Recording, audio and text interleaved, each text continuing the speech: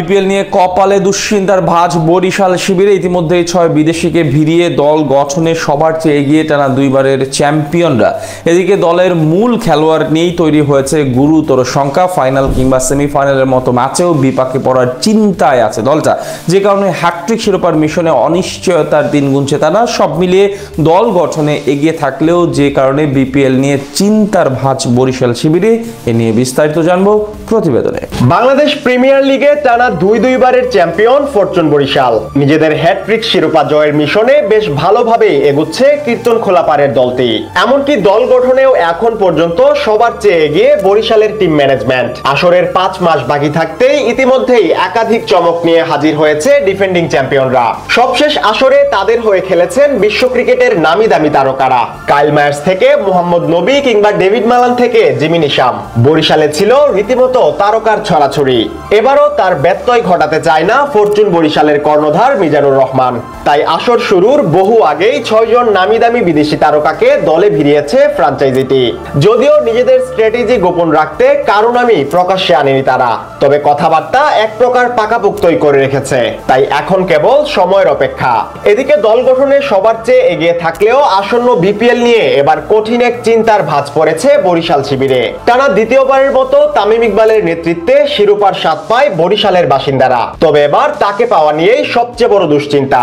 কেননা বরিশালের এই সফল অধিনায়কের বিপিএল খেলা নিয়ে দেখা দিয়েছে গুরুতর শঙ্কা। জাতীয় দলের সাবেক এই ওপেনার এখনো প্রতিদ্বন্দ্বিতাপূর্ণ ক্রিকেটের জন্য প্রস্তুত নন, এমনটাই জানিয়েছে বিসিবির ট্রেনার ইয়াকুব চৌধুরী ডালিম। তাই শেষমেশ বরিশালের অধিনায়ক হিসেবে এবারও তামিমই থাকবেন কিনা এ নিয়ে চলছে জল্পনা কল্পনা। এর আগে সবশেষ ডিপিএল এ রীতিমতো মৃত্যুর দুয়ার থেকেই ফিরে এসেছিলেন খান সাহেব। বিকেএসপিতে ম্যাচ চলাকালীন হঠাৎ হৃদরোগে আক্রান্ত হন তিনি। সেই সময় গুরুতর অসুস্থ হয়ে পড়লে তাকে তড়িঘড়ি করে নেওয়া হয় হাসপাতালে। তামিমের অসুস্থতার খবরে অন্ধকার নেমে আসে দেশের ক্রিকেট অঙ্গনে। যদিও গুরুতর সেই বিপদ কাটিয়ে এখন অনেকটাই স্থিতিশীল আছেন সাবেক টাইগার ওপেনার। তবে প্রতিযোগিতামূলক ক্রিকেটে ফেরার আগে শরীরের সামর্থ্য ও ঝুঁকি নিয়ে প্রশ্ন তো থেকেই যায়। এদিকে তামিমের অসুস্থতার সময় মাঠে সিপিআর দিয়ে তামিমের প্রাণ বাঁচাতে গুরুত্বপূর্ণ ভূমিকা রেখেছিলেন ট্রেনার ইয়াকুব চৌধুরী। গেলদিন মিরপুর শেরেবাংলা জাতীয় স্টেডিয়ামে তামিমের ক্রিকেটে ফেরার বিষয়ে কথা বলেন তিনি।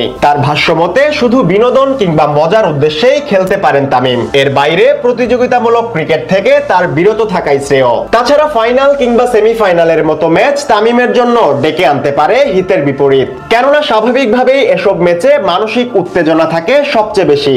এছাড়া গুরুত্বপূর্ণ এমন লড়াইয়ে শতভাগ পারফরমেন্স নিশ্চিত করতে যে শারীরিক পরিশ্রম বা প্রেসার তৈরি হয় তা তামিমের স্বাস্থ্যের জন্য হুমকি স্বরূপ। এমন পরিস্থিতিতে শেষমেশ আদৌ তামিম খেলবেন কিনা বা খেলা উচিত হবে কিনা সেটি তার উপরই নির্ভর করছে। তাই টানা দুইবারের সফল অধিনায়ককে নিয়ে কিছুটা চিন্তা আর দোলাচলেই থাকতে হচ্ছে ফরচুন বরিশালকে।